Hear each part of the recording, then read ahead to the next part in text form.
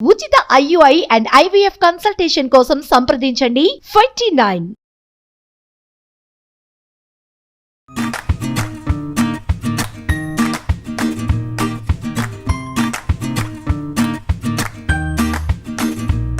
Suman TV presents mom's kitchen కి స్వాగతం. అమ్మ ప్రేమని, అమ్మ చేతి వంటని అమృతంతో సమానం అంటారు. కానీ అలాంటి అమృతాన్ని దేవతలు సేవిస్తారు. అందుకేనేమో భగవంతుడు ఆ అమృతం లాంటి చేతుల్ని అందించారు అమ్మ రూపంలో మనందరికీ. నమస్తే రమగారు. నమస్తే జయ. రమగారు, ఈరోజు ఏం చేసి చూపిస్తున్నారు మా అందరికి? కరివేపాకు రైస్ చేద్దాం. మామూలుగా మనం చేసుకునే రకరకాల రైసులు అంటే ఫ్యాన్సీ రైస్లు ఏవి నైవేద్యానికి ఉపయోగపడవు కదా. టమాటా రైస్ అంటాం, పుదీనా రైస్ అంటాం. అవి పెద్దగా వాటిని మనం ఉల్లిపాయలు ఉంటాయి కాబట్టి పనికిరాదు అనుకోండి. పులిహోర లాగా ఈ కరివేపాకు రైస్ అని కూడా, కరివేపాకు అన్నం దీన్ని కూడా మనం నైవేద్యంగా పెట్టుకోవచ్చు. దసరా నివేదనలో కొబ్బరి అన్నం ఎట్లా పెట్టుకోవచ్చు అలాగే కరివేపాకు అన్నాన్ని కూడా. అండ్ మోర్ ఓవర్ ఏంటంటే కూరలో కరివేపాకు అని ఒక నానుడు ఉంది. అవును, తీసి పడేస్తూ ఉంటారు, పారేస్తారు. తీసి పారేయనివ్వకుండా తప్పకుండా తినిపించే విధానం కోసం అదొకటి రుచిగా ఉంటుంది, కొంచెం కొత్తగా ఉంటుంది. కరివేపాకు వాసన చాలా బాగుంటుంది. శీతాకాలం తినవలసిన పదార్థాల్లో కరివేపాకు చాలా ముఖ్యమైనది. సాయంకాలం పూట కొంచెం 7 గంటలకి చేసుకుంటే రాత్రికి పెందరాళి తినేస్తాం కదా, 8 గంటలకి వేడివేడిగా కమ్మగా కొంచెం పుల్లగా బ్రహ్మాండంగా ఉంటుంది. వాసన చాలా బాగుంటుంది. తప్పకుండా. ఏంటండి ప్రాసెస్? ఒకసారి ఇదేమీ లేదు, మన పులిహార తాలింపు లాంటి తాలింపు వేసుకోవటం. అన్నం కొంచెం పులిహార అన్నం లాగానే కాస్త విడివిడిగా విరవిరలాడుతూ వండుకోవటం. ఈ పులిహార పోపు వేసాం కదా, ఈ పోపుని ఎత్తి అన్నంలో కలిపేసుకోవటమే. అంతే. దీనికల్లా తిరగమాత మనం సరిగ్గా వేసుకోవాలి అంతే. దీంట్లో ఏం చేద్దాం, మామూలు తాలింపు దినుసులే వేస్తాం కదా. అవునండి. పల్లీలు ఇచ్చేసే ముందు సుమారుగా మనం పులిహారని ఎట్లా అందాజుగా వేసుకుంటాం. ఇంత పులిహారకి ఇన్ని పప్పులు అన్న నియమం లేదు కదా. చాలా పప్పులు కావాలంటే ఎక్కువ వేసుకోవటం, సుమారుగా వేసుకుంటే పెద్దవాళ్ళు తింటాను కూడా పట్టు కింద పడినా ఇబ్బంది లేకుండా ఉంటుంది. అంటే మన ఇంట్లో ఉన్న వాళ్ళని బట్టి మనం డిసైడ్ చేసుకోవటం గారు. బాగా ఇష్టంగా తింటారు అనుకున్నప్పుడు వేసుకోవటం. పల్లీలు, తర్వాత శనగపప్పు. మామూలుగా నేను మినపప్పు వాడతాను ఎక్కువగా. మన వాళ్ళు మినపగుళ్ళు ప్రొవైడ్ చేస్తారు కాబట్టి మినపగుళ్ళు వీటితో పాటే. అంటే శనగపప్పు ఎంత వేసామో మినపప్పు కూడా అంతే. ఆవాలు కొంచెం ఒక క్షణం ఆగి వేసుకుందాము, ఎందుకంటే మన ఆవాలు కొంచెం సన్నవి, అన్నీ ఎగిరి బయట కూర్చుంటాయి కాబట్టి. చకచకా వచ్చేస్తాం. కరివేపాకును ఆల్రెడీ పేస్ట్ చేసి పెట్టుకున్నామండి. కొంచెం విడి కరివేపాకు కూడా కొద్దిగా వేసుకుందాము తాలింపులోకి. మామూలు పులిహార పోపు ఎట్లా చేస్తామో ఇంచుమించుగా అంతే, అంతకంటే ఎక్కువ తక్కువలు ఏమి ఉండవు అన్నమాట. ఇదిగో ఆవాలు, ఓకే, 4 ముక్కలు ఎండుమిర్చి. ఈ వేసిందే కారం అంతే. ఇదే కారం. అంటే పచ్చిమిర్చి వేసుకుంటాం కానీ ఎండుమిర్చి వేస్తే ఇప్పుడు వేగితే దీని వాసన బాగుంటుంది కదా. ఇంతపాటు ఇది వేగిపోతున్నాయి కాబట్టి జీడిపప్పులు వేసేద్దాము. నువ్వు ప్రతిసారి జీడిపప్పులు ముక్కలు చేయడానికి నా చేతికి ఇస్తే నేను ఇలా చిన్న ముక్కలే చేస్తాను అందరికీ. తర్వాత ప్రతి ముద్దలోకి ఒక్కొక్క ముక్క రావాలంటే ఇంతంత వేయకూడదు, ఖచ్చితంగా ముక్కలు చేసుకోవాలి. ముక్కలు చేసుకోవాలి.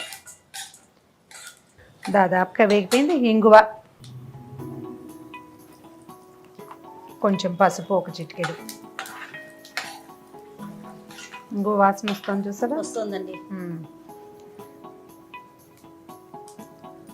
సాధారణంగా నూనెలో వేస్తే పసుపు దాంట్లో ఉన్న కర్క్యూమిన్ అనేది కరెక్ట్గా ఈవెన్గా స్ప్రెడ్ అవుతుంది, అన్నానికి పడుతుంది. ఏంటిదండి? పచ్చిమిర్చి, కొంచెం కరివేపాకు. చిటిపట్లాడుతుంది కదా. ఇప్పుడు కరివేపాకు ముద్ద వేసేద్దాం ఇందులో.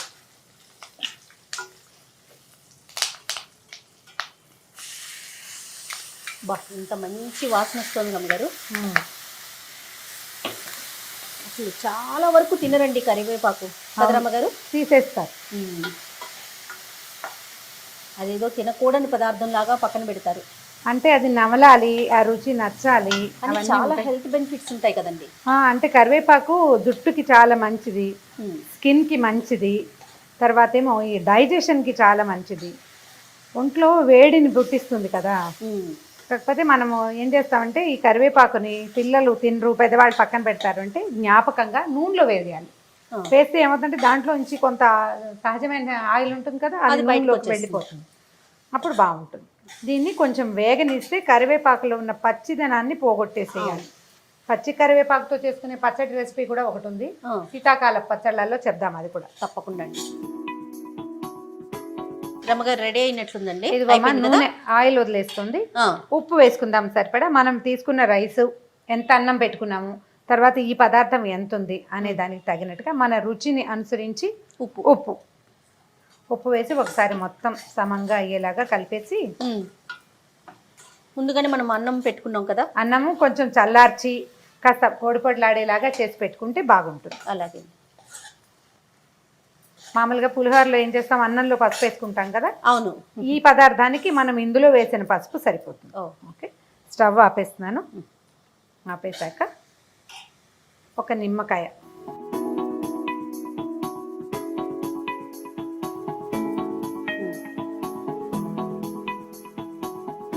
నిమ్మరసం వేసేసాం కదా.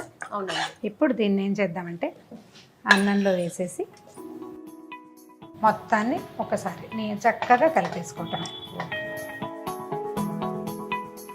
రమగారు, దేవతలకి మాత్రమే ఉన్న అవకాశం అమృతం కదండి.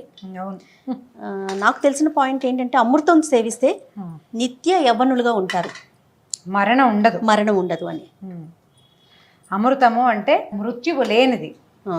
దేవతలు అది సేవించడం వల్లే వాళ్ళు అనిమేషులుగా, అంటే రెప్పపాటులు లేని వాళ్ళుగా, చెమట పొయ్యదు, వాళ్ళ ఒంటి మీద వేసినటువంటి దేవతా పుష్పాలు గిష్పాలు రంగులు మారవు, అవన్నీ లక్షణాలు. అయితే ఈ నిత్య యవనం కావాలంటే మనం ఏం చేయొచ్చు అంటే మనకు ప్రకృతి ఇచ్చిన పదార్థాన్ని, అన్ని పదార్థాలని వాడుకోవాలి. ఆహార పదార్థంగా ఉపయోగపడే ప్రతి విషయాన్ని వాడాలి. అందులో ఈ కరివేపాకు ఒకటి. దీనివల్ల స్కిన్ చాలా బాగుంటుంది. ఇప్పుడు మనం మన ఆహారంలో చూడు, కరివేపాకు, కొత్తిమీర, పుదీనా, అల్లము అవన్నీ వాడుకుంటాము. అవునండి. వాటిని తీసిపారేయకూడదు, మానేయకూడదు. ఇలాంటి పదార్థాలు తీసుకోవటం వల్ల ఎక్కువ కాలం ఆరోగ్యంగాను యవ్వనంగాను, కొంత అంటే యంగ్నెస్ ఉంటుంది ఎంతో కొంత. మనం ఉన్ననాళ్ళు హెల్తీగా ఉండాలి కదా, మన పని మనం చేసుకుంటూ. అవునండి. దానికి ఇలాంటి పదార్థాలు ఉపయోగపడతాయి. అంటే మనం కొత్త కొత్త రెసిపీలు, ఏ రకమైన ఫుడ్ అంటే హెల్తీ థింగ్స్ లేనివి, ఫుడ్ వాల్యూ లేనివి ఎక్కువ వాడేస్తున్నాం ఇవాళ రేపు. అయితే ఎక్కువ ఫుడ్ వాల్యూ ఉండి స్కిన్కో లోపల ఉన్న శరీర భాగాలకో ఉపయోగపడే వస్తువుల్ని తప్పకుండా వాడాలి. దానికి ఈ పాతకాలపు పద్ధతి వంటలు ఎక్కువ ఉపయోగపడతాయి. ఇప్పుడు ఇందులో ఉన్న ఫుడ్ వాల్యూ నేను నీకు ఇన్ని క్యాలరీలు ఉన్నాయి, ఇంత ఐరన్, ఇంత నేను చెప్పలేను. కానీ ఇందులో ఉన్న ఆరోగ్య రహస్యం ఏమిటి అనేది వాడే వాళ్ళకి తెలుస్తుంది. 4 సార్లు చేశాక అర్థమవుతుంది మనకి. తప్పకుండా. అందుకే మనం తినే ఆహారాన్ని అమృతం లాగా ఉంది అని అమృతంతో పోల్చుకుంటాం. అదే. ఇంకొక బౌల్లో పెట్టుకుందాం రమ్మగారు. పెడదామమ్మా.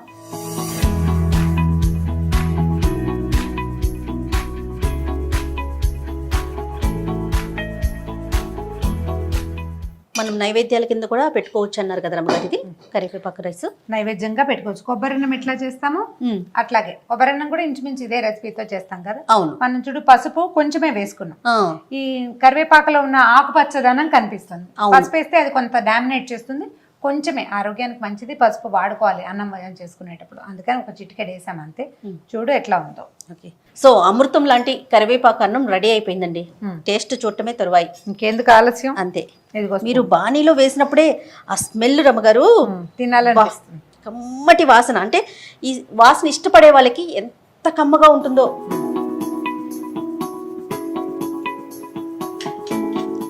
రొటీన్ డైలాగ్ అనుకోవద్దు, అద్భుతం.